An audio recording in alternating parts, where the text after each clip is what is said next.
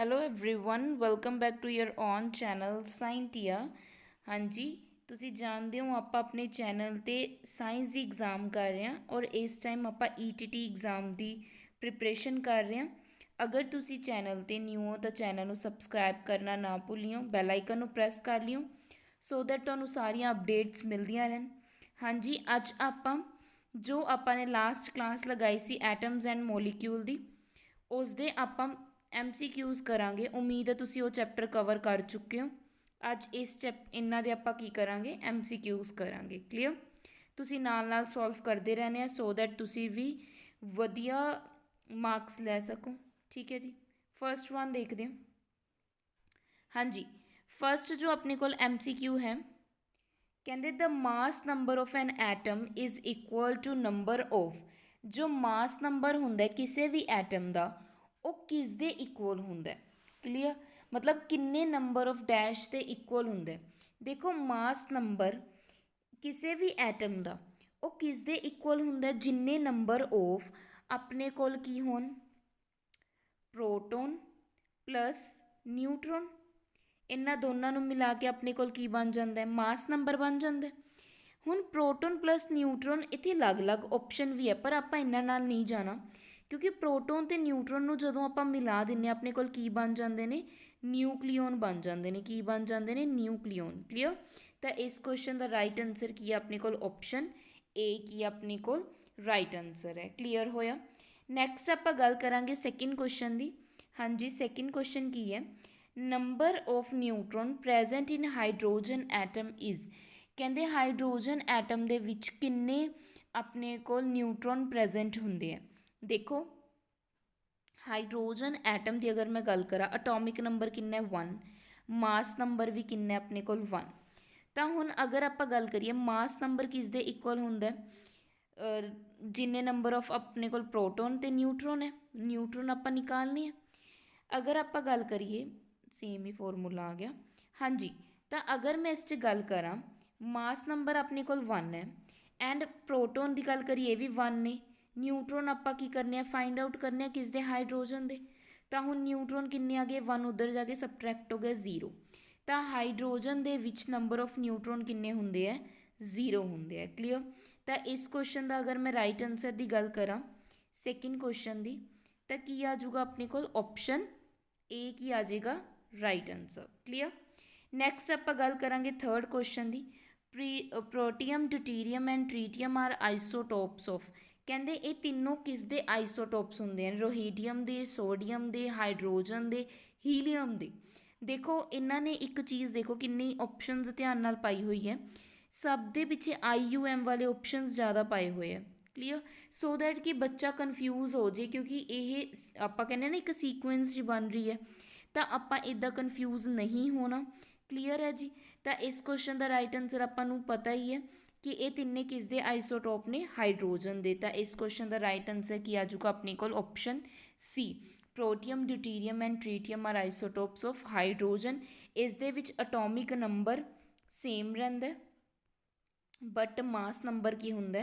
Different. ਮਾਸ number ਕੀ ਹੁੰਦਾ ਆਪਣੇ ਕੋਲ? ਅਲੱਗ-ਅਲੱਗ ਹੁੰਦਾ। ਕਿਸ ਦੇ ਵਿੱਚ? ਆਈਸੋਟੋਪਸ ਦੇ ਵਿੱਚ।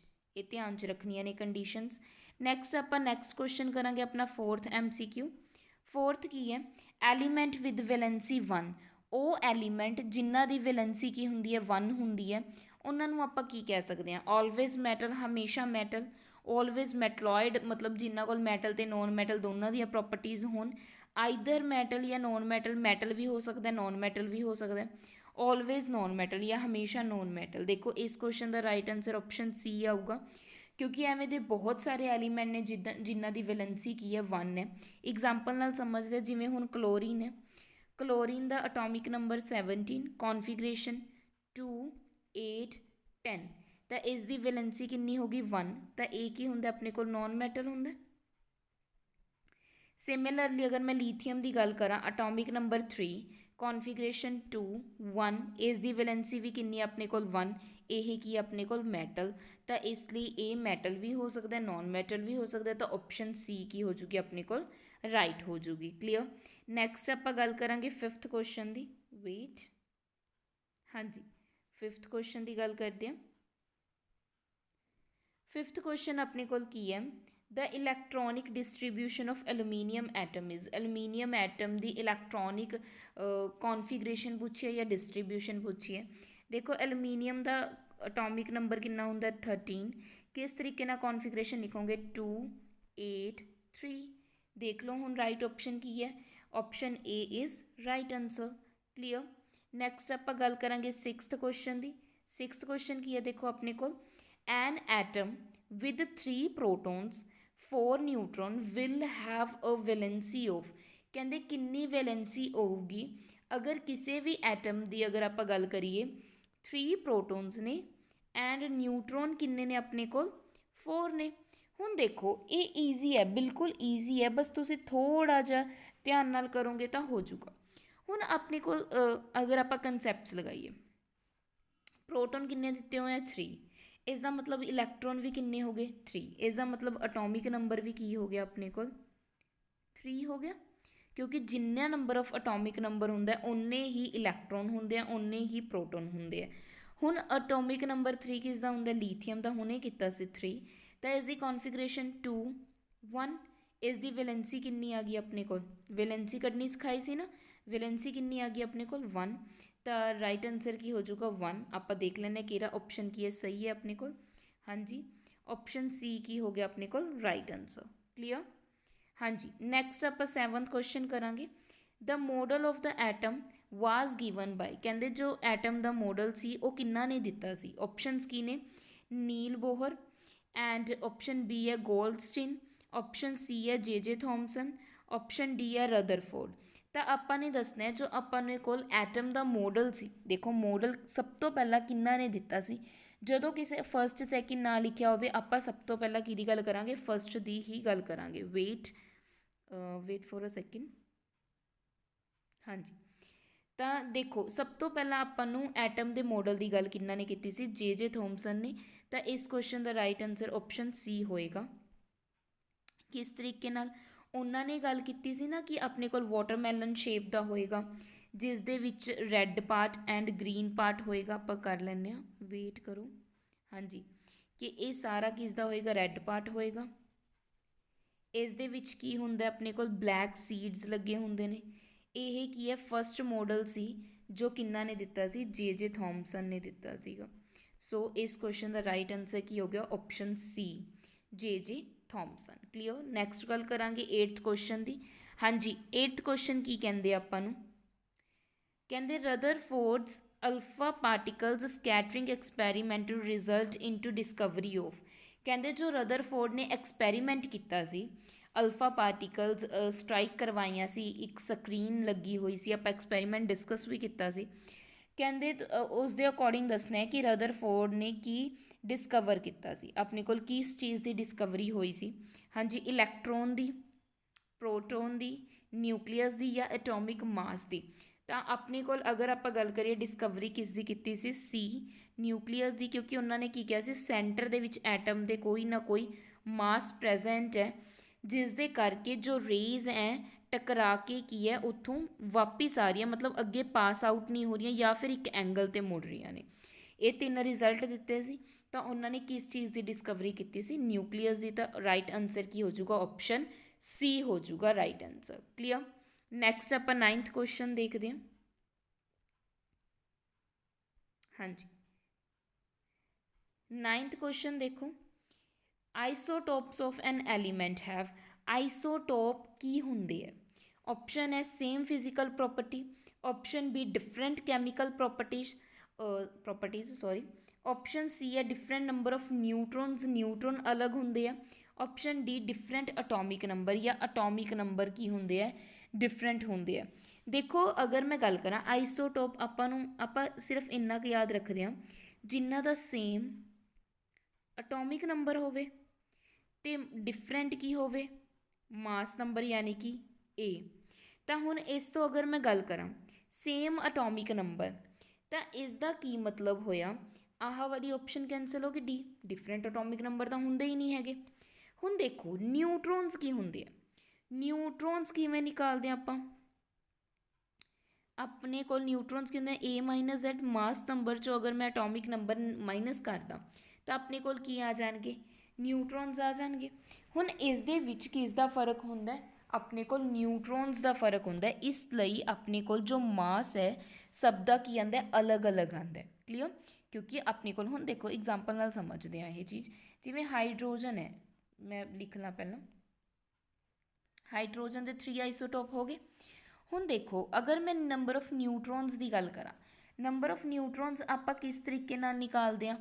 A-Z ਮਾਸ ਨੰਬਰ 'ਚੋਂ ਅਗਰ ਮੈਂ ਅਟੋਮਿਕ ਨੰਬਰ ਜਾਂ ਪ੍ਰੋਟੋਨਸ ਸਬਟਰੈਕਟ ਕਰਦਾ, ਆਪਣੇ ਕੋਲ ਕੀ ਆ ਜਾਣਗੇ? ਨਿਊਟਰੋਨ ਆ ਜਾਣਗੇ।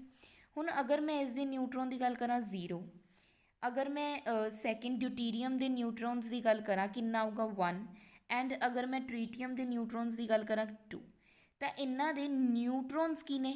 ਡਿਫਰੈਂਟ ਨੇ। ਨਿਊਟਰੋਨਸ ਡਿਫਰੈਂਟ ਨੇ, ਤਾਂ ਇਸ ਕੁਐਸਚਨ ਦਾ ਰਾਈਟ ਆਨਸਰ ਕੀ ਆਊਗਾ? ਡਿਫਰੈਂਟ ਨਿਊਟਰੋਨਸ। ਆਪਸ਼ਨ ਸੀ ਕੀ ਹੋ ਗਈ ਆਪਣੇ ਕੋਲ? ਰਾਈਟ ਆਨਸਰ ਹੋ ਗਿਆ। ਕਲੀਅਰ? ਹਾਂਜੀ, 9th ਕੁਐਸਚਨ ਸਮਝ ਆਇਆ। ਨੈਕਸਟ ਆਪਾਂ ਗੱਲ ਕਰਾਂਗੇ 10th question the. Number of wellness electron in chlorine. Chlorine ਦੇ ਵਿੱਚ ਵੈਲੈਂਸ ਇਲੈਕਟ੍ਰੋਨਸ ਕਿੰਨੇ ਹੁੰਦੇ ਆ?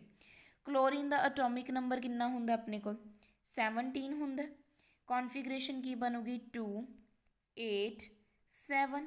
ਮੈਂ ਤੁਹਾਨੂੰ ਦੱਸਿਆ ਸੀ ਵੈਲੈਂਸੀ ਕਿਸ ਤਰੀਕੇ ਨਾਲ ਨਿਕਾਲਦੇ ਆ ਵੈਲੈਂਸੀ ਕਿਸ ਤਰੀਕੇ ਨਾਲ ਨਿਕਾਲਦੇ ਆਪਾਂ? ਲਾਸਟ ਆਊਟਰ ਮੋਸਟ ਸ਼ੈਲ ਦੇ ਵਿੱਚ ਕੀ ਦੇਖਦੇ ਆਪਾਂ? ਇਲੈਕਟ੍ਰੋਨਸ ਦੇਖਦੇ ਆ ਕਿ ਕਿੰਨੇ ਨੇ, ਹੈ ਨਾ। ਆਊਟਰ ਮੋਸਟ ਸ਼ੈਲ ਦੇ ਵਿੱਚ ਇਲੈਕਟ੍ਰੋਨਸ 'ਤੇ ਡਿਪੈਂਡ ਕਰਦਾ। ਹੁਣ ਅਗਰ ਆਪਾਂ ਗੱਲ ਕਰੀਏ ਵੈਲੈਂਸ ਇਲੈਕਟ੍ਰੋਨਸ ਦੀ ਕਲੋਰੀਨ ਦੀ, ਤਾਂ ਕਲੋਰੀਨ ਦੇ ਵਿੱਚ ਨੰਬਰ ਆਫ ਵੈਲੈਂਸ ਇਲੈਕਟ੍ਰੋਨ ਕਿੰਨੇ ਹੋਏ? ਦੇਖੋ ਵੈਲੈਂਸ ਇਲੈਕਟ੍ਰੋਨ ਆਪਾਂ ਕਿੰਨਾਂ ਨੂੰ ਲੈ ਕੇ ਚੱਲਦੇ? ਜਿੰਨੇ ਨੰਬਰ ਆਫ ਆਪਣੇ ਕੋਲ ਆਊਟਰ ਮੋਸਟ ਸ਼ੈਲ ਦੇ ਵਿੱਚ ਇਲੈਕਟ੍ਰੋਨਸ ਨੇ। ਕਲੀਅਰ? ਤਾਂ ਇਹੀ ਆਪਣੇ ਕੋਲ ਅਗਰ ਦੇਖਿਆ ਜਾਵੇ 7 ਨੇ। ਠੀਕ ਹੈ। ਹੁਣ ਅਗਰ ਆਪਾਂ ਗੱਲ ਕਰੀਏ, ਪਰ ਇਹ ਕੀ ਨੇ? ਫਿਲਡ ਨਹੀਂ ਹੈਗੇ, ਮਤਲਬ ਆਪਾਂ ਦੇਖ ਹੀ ਰਹੇ ਹਾਂ ਕਲੋਰੀਨ ਫਿਲਡ ਨਹੀਂ ਹੈਗਾ, ਸਟੇਬਲ ਨਹੀਂ ਹੈਗਾ। ਤਾਂ ਇਸ ਦਾ ਮਤਲਬ ਕਲੋਰੀਨ ਕਿਵੇਂ ਐਗਜ਼ਿਸਟ ਕਰੂਗਾ?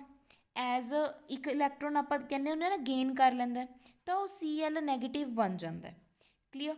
ਤਾਂ ਇਸ ਦੇ ਵਿੱਚ ਜਦੋਂ Cl ਨੈਗੇਟਿਵ ਬਣ ਗਿਆ ਤਾਂ ਇਹਦੀ ਕੌਨਫੀਗਰੇਸ਼ਨ ਕਿੰਨੀ ਹੋ ਜਾਂਦੀ ਹੈ? 2 8 ਹੋ ਜਾਂਦੀ ਹੈ। ਤਾਂ ਇਹਦੇ ਮਤਲਬ ਇਹਦੇ ਵਿੱਚ 8 ਕੀ ਹੋ ਗਏ? Wellness electron. ਤਾਂ ਮੇਰੀ ਹੁਣ ਅਗਰ ਆਪਾਂ ਗੱਲ ਕਰੀਏ, ਹੁਣ ਇਸ ਦੇ ਵਿੱਚ ਦੇਖੋ ਜੋ ਆਪਣੇ ਕੋਲ ਦਿੱਤਾ ਹੋਇਆ ਅਗਰ ਤਾਂ ਆ ਗਿਆ ਤੁਹਾਨੂੰ ਕਲੋਰੀਨ ਆਇਨ, ਫਿਰ ਤਾਂ ਤੁਸੀਂ ਲਓਗੇ ਐਜ਼ ਅ 8 ਆਪਸ਼ਨ। ਅਗਰ ਤੁਹਾਨੂੰ ਸਿੰਪਲ ਕਲੋਰੀਨ ਆਉਂਦਾ ਫਿਰ ਤੁਸੀਂ ਲਓਗੇ 7, ਕਿਉਂਕਿ ਵੈਲੈਂਸ ਇਲੈਕਟ੍ਰੋਨ 7 ਨੇ। ਬਟ ਅਗਰ ਤੁਹਾਨੂੰ ਹੁਣ ਆਪਾਂ ਦੇਖ ਲੈਂਦੇ ਹਾਂ ਆਪਣੇ ਕੋਲ ਕੀ ਆਪਸ਼ਨ ਰਾਈਟ ਹੁੰਦੀ ਹੈ। ਵੇਟ ਕਰੋ। ਹਾਂਜੀ ਆ ਸੀ ਦਿਸ ਵਨ ਹੈ 10th ਕੁਐਸਚਨ। ਹਾਂਜੀ, ਹੁਣ ਅਗਰ ਆਪਾਂ ਕੁਐਸਚਨ ਦੇਖੀਏ ਤਾਂ ਇਹਦੇ ਵਿੱਚ ਆਪਾਂ ਨੂੰ 7 ਗਿਵਨ ਨਹੀਂ ਦਿੱਤਾ ਹੋਇਆ। 7 ਗਿਵਨ ਨਹੀਂ ਦਿੱਤਾ ਹੋਇਆ ਤਾਂ ਇੱਥੇ ਆਪਾਂ ਕੰਸੀਡਰ ਕਲੋਰੀਨ ਆਇਨ ਲੈ ਕੇ ਚੱਲਾਂਗੇ, ਤਾਂ ਉਸ ਅਕੋਰਡਿੰਗ ਆਪਣਾ ਰਾਈਟ ਆਨਸਰ ਕੀ ਹੋ ਜੂ? Option B. ਅਦਰਵਾਈਜ਼ ਕੋਈ ਵੀ ਆਪਸ਼ਨ ਸਹੀ ਨਹੀਂ ਹੋਣੀ। 16 17 18 ਇਹ ਤਿੰਨੋਂ ਆਪਸ਼ਨਸ ਗਲਤ ਹੈ। ਕਲੀਅਰ?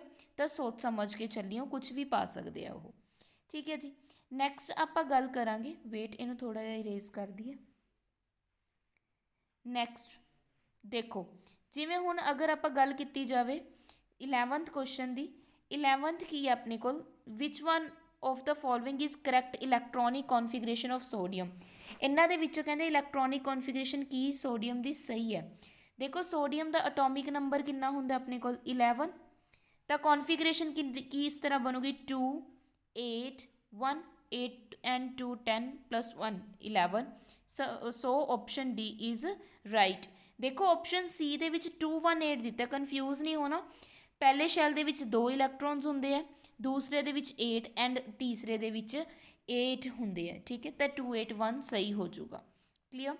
ਸਮਝ ਆਇਆ? ਨੈਕਸਟ ਆਪਾਂ ਗੱਲ ਕਰਾਂਗੇ 12th ਕੁਐਸਚਨ ਦੀ। ਹੂ ਡਿਸਕਵਰ ਨਿਊਟਰੋਨਸ। ਨਿਊਟਰੋਨਸ ਕਿੰਨਾ ਨੇ ਡਿਸਕਵਰ ਕੀਤੇ ਸੀਗੇ? ਆਪਸ਼ਨ ਏ ਹੈ ਚੈਡਵਿਕ, ਆਪਸ਼ਨ ਬੀ ਹੈ ਜੇ ਥੋਮਸਨ, ਆਪਸ਼ਨ ਸੀ ਹੈ ਗੋਲਸਟਿਨ, ਆਪਸ਼ਨ ਡੀ ਹੈ ਰਦਰਫੋਰਡ। ਤਾਂ ਨਿਊਟਰੋਨ ਕਿੰਨਾ ਨੇ ਡਿਸਕਵਰ ਕੀਤੇ ਸੀਗੇ? ਚੈਡਵਿਕ। ਤਾਂ ਇਸ ਕੁਐਸਚਨ ਦਾ ਰਾਈਟ ਆਨਸਰ ਕੀ ਆ ਜਾਊਗਾ? ਏ ਆਪਸ਼ਨ। ਕਲੀਅਰ? 12 ਕੁਐਸਚਨ ਉਮੀਦ ਹੈ ਤੁਹਾਨੂੰ ਸਮਝ ਆ ਚੁੱਕੇ ਨੇ। ਨੈਕਸਟ ਆਪਾਂ ਗੱਲ ਕਰਾਂਗੇ 13th ਕੁਐਸਚਨ ਦੀ। ਹਾਂਜੀ 13 ਦੇਖੋ, ਨਿਊਟਰੋਨ ਕੀ ਪੋਜ਼ੈਸ ਕਰਦੇ ਹੈ? ਆਪਸ਼ਨ ਏ ਹੈ ਪੋਜ਼ੀਟਿਵ ਚਾਰਜ, ਆਪਸ਼ਨ ਬੀ ਹੈ ਨੋ ਚੇਂਜ, ਆਪਸ਼ਨ ਸੀ ਹੈ ਨੈਗੇਟਿਵ ਚਾਰਜ, ਆਪਸ਼ਨ ਡੀ ਹੈ ਆਲ ਆਰ ਕਰੈਕਟ। ਦੇਖੋ ਆਲ ਆਰ ਕਰੈਕਟ ਤਾਂ ਹੈ ਹੀ ਨਹੀਂ। ना ही न्यूट्रॉन पॉजिटिव चार्ज होंगे ने ना ही नैगेटिव, कोई भी चार्ज नहीं होंगे न्यूट्रॉन तो आप N नॉट लिखते हैं। सो इस क्वेश्चन का राइट आंसर ऑप्शन बी आ गया, सिंपल सी। नैक्सट 14 क्वेश्चन देखो, number of electron in the outer most orbit of the element atomic number 15। 15 ਦੇ ਵਿੱਚ ਅਗਰ ਆਪਾਂ ਗੱਲ ਕਰੀਏ, ਆਪਾਂ ਨੇ ਦੱਸਣਾ ਹੈ ਕਿ ਕਿੰਨੇ ਆਊਟਰ ਮੋਸਟ ਇਲੈਕਟ੍ਰੋਨ ਦੇ ਮਤਲਬ ਆਊਟਰ ਮੋਸਟ ਔਰਬਿਟਲ 'ਚ ਇਲੈਕਟ੍ਰੋਨ ਪ੍ਰੈਜ਼ੈਂਟ ਹੈ। ਹੁਣ ਤੁਹਾਡਾ ਕੁਐਸਚਨ ਕੀ ਹੈ, ਤੁਸੀਂ ਮੈਨੂੰ ਅਟੋਮਿਕ ਨੰਬਰ 15 ਦਾ ਨੇਮ ਦੱਸੋਗੇ ਕਿ ਕਿਹੜਾ ਆਪਣੇ ਕੋਲ ਐਲੀਮੈਂਟ ਆ ਜਾਂਦਾ ਹੈ। ਕਲੀਅਰ, ਕਮੈਂਟ ਬਾਕਸ 'ਚ ਦੱਸਣਾ। ਹੁਣ ਅਗਰ ਇਸ ਨੂੰ ਡਿਸਕਸ ਕਰੀਏ, ਕੌਨਫੀਗਰੇਸ਼ਨ ਕੀ ਬਣੂਗੀ 2 8 ਐਂਡ 5। ਹੁਣ ਦੇਖੋ ਆਪਾਂ ਨੇ ਕੱਲ ਗੱਲ ਕੀਤੀ ਸੀ कि outermost orbital simple number of electron पूछा, तो इस क्वेश्चन का राइट आंसर क्या आ जाऊगा 5। Option C is right answer. Clear, समझ आया। नैक्सट आप गल करते हैं 15th क्वेश्चन की। देखो 15th क्वेश्चन की कहते हैं आपां नूं, element with same mass number but different nuclear charge. Charge अलग अलग है पर मास नंबर की है सेम है, उन्होंने की कहा जाता है। ऑप्शन ए आइसोटॉप, नहीं ये मास नंबर सेम ही नहीं होंदा। आइसोटोन नहीं, आइसोक्रोम बिल्कुल भी नहीं, आइसोबार। इस क्वेश्चन का राइट आंसर की हो गया option C isobars. Clear, next देखते हैं आप 16th क्वेश्चन। हाँ जी, 16th क्वेश्चन की है, which one of the following isotopes is use in atomic reactor. Atomic reactor ਦੇ ਵਿੱਚ ਆਪਾਂ ਕਿਹੜਾ ਆਈਸੋਟੋਪ ਯੂਜ਼ ਕਰਦੇ ਹਾਂ। ਹੁਣ ਜਦੋਂ ਮੈਂ ਆਈਸੋਟੋਪ ਕਰਵਾਇਆ ਸੀ ਨਾ, ਤੁਹਾਨੂੰ ਮੈंने ਇਸ ਦੀਆਂ ਯੂਜ਼ਸ ਕਰਵਾਈਆਂ ਸੀ ਕਿ ਆਈਸੋਟੋਪਸ ਨੂੰ ਆਪਾਂ ਕਿੱਥੇ ਕਿੱਥੇ ਯੂਜ਼ ਕਰਦੇ ਹਾਂ। ਹਾਂਜੀ, ਆਪਸ਼ਨ ਏ ਹੈ ਕੋਬਾਲਟ, ਆਪਸ਼ਨ ਬੀ ਹੈ ਕਲੋਰੀਨ, ਆਪਸ਼ਨ ਸੀ ਹੈ ਯੂਰੇਨੀਅਮ, ਆਪਸ਼ਨ ਡੀ ਹੈ ਆਇਓਡੀਨ। ਦੇਖੋ ਅਗਰ ਮੈਂ ਗੱਲ ਕਰੀਏ ਇਹਨਾਂ ਦੀ, ਤਾਂ ਨਿਊਕਲੀਅਰ ਰਿਐਕਟਰਸ ਦੇ ਵਿੱਚ ਯੂਰੇਨੀਅਮ ਦਾ ਆਈਸੋਟੋਪ ਕੀ ਕੀਤਾ ਜਾਂਦਾ, ਯੂਜ਼ ਕੀਤਾ ਜਾਂਦਾ ਹੈ ਐਜ਼ ਅ ਫਿਊਲ, किस दी तरह, फ्यूल की तरह। तो इस क्वेश्चन का राइट आंसर की आऊगा ऑप्शन सी आ गया। क्लीयर, नैक्सट आप गल करांगे 17 क्वेश्चन की, विच of the following isotope is use in the treatment of quieter. Quieter की अगर आप गल करिए आइसोटोप लई किस ग्वाइटर डिसीज़ लई द ट्रीटमेंट करन दे लई किस आइसोटोप का आप यूज़ करते हैं। हाँ जी, तो अगर आप गल करिए आइसोटोप ऑफ आयोडीन का यूज़ किया जाता है। तो इस क्वेश्चन का राइट आंसर की हो गया ऑप्शन डी। नैक्सट आप गल करांगे 18th क्वेश्चन की, विच of the following isotope is use in the treatment of cancer. Cancer के ट्रीटमेंट के लिए आप किस आइसोटोप का यूज़ करते हैं। देखो अगर तुहानूं हुण वो 3 प्रॉपर्टीज़ याद होणगियां तुसीं तां ही ये क्वेश्चनस कर सकते हो, अदरवाइज ये क्वेश्चन नहीं होने। तिन्ने प्रॉपर्टीज़ 16 17 18 क्वेश्चन के विच डिस्कस हो गई, मतलब रिपीट हो गया वो टॉपिक। तो कैंसर के ट्रीटमेंट के लिए आप कोबाल्ट का आइसोटोप यूज़ करते हैं।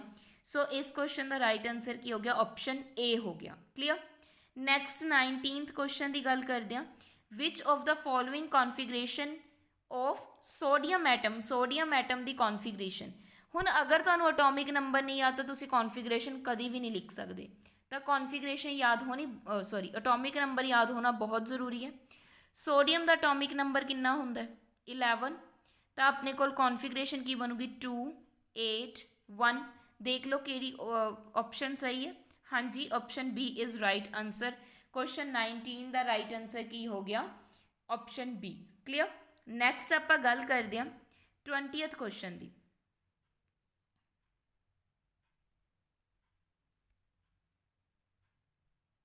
हाँ जी, 20th क्वेश्चन देखो, which of the following called nucleons. Nucleons किसनूं कहा जाता है। देखो कितना बेसिक जिहा क्वेश्चन है, अगर हुण तुसीं ध्यान नाल कीता होगा तो ईजली दे दोगे। ऑप्शनस देख लो, proton and electron, proton and neutron, electron and neutron, none of these. तो हाँ जी, किसनूं आपां कह दिंदे आ प्रोटोन ते न्यूट्रॉन के कॉम्बीनेशन नूं न्यूक्लियोन्स कहा जाता है। क्लीयर, तो इस क्वेश्चन का राइट आंसर की होगा ऑप्शन बी। कित्थे प्रेजेंट होंदे ने, एटम के अंदर न्यूक्लीयस दे विच प्रेजेंट होंदे आ प्रोटोन ते न्यूट्रॉन, जिसनों आपां की बोल दिंदे आ न्यूक्लियोन्स बोल दिंदे आ। क्लीयर, नैक्सट 21th देखो, which of the fundamental particles in the nucleus doesn't have any charge. इन्हां दे विचों किहदे कोल कोई भी चार्ज नहीं हुंदा। ऑप्शन ए है प्रोटोन, प्रोटोन दे किहड़ा चार्ज हुंदा है पॉजिटिव, तो ऑप्शन कट गई है। ऑप्शन बी क्या है इलैक्ट्रॉन, इलैक्ट्रॉन ते नैगेटिव चार्ज आपां इस तरीके नाल मैंशन करदे तो ये भी कट गई ऑप्शन। हाँ जी, न्यूक्लियॉन्स प्रोटॉन ते न्यूट्रॉन के कॉम्बीनेशन नूं बोलदे आ, तो ये ऑप्शन भी कैंसल होगी। ऑप्शन सी राइट आंसर है, क्योंकि न्यूट्रॉन ते कोई भी चार्ज नहीं हुंदा, आपां इस तरीके नाल जीरो लिखते हैं। तो राइट आंसर की होया ऑप्शन सी। नैक्सट गल करते 22 क्वेश्चन की। 22 क्वेश्चन की है, protium deuterium and tritium are isotopes of. आपां हुणे करवाया सी, बिल्कुल बेसिक जिहा क्वेश्चन है। हाँ जी, तो तुहानूं मैं दस्सिया भी सी, देखो कन्फ्यूज करन लई IUM लगाया होया। तो इस क्वेश्चन का राइट आंसर क्या होगा, ऑप्शन सी। हाइड्रोजन इन्हां तिन्नां दा आइसोटोप है, जिसका अटोमिक नंबर सेम है बट मास नंबर की है अलग अलग है। क्लीयर, तो option C is right answer. उम्मीद है तुहानूं अज दे 22 क्वेश्चनस क्लीयर हो चुके हैं एंड वधिया भी लगे होने।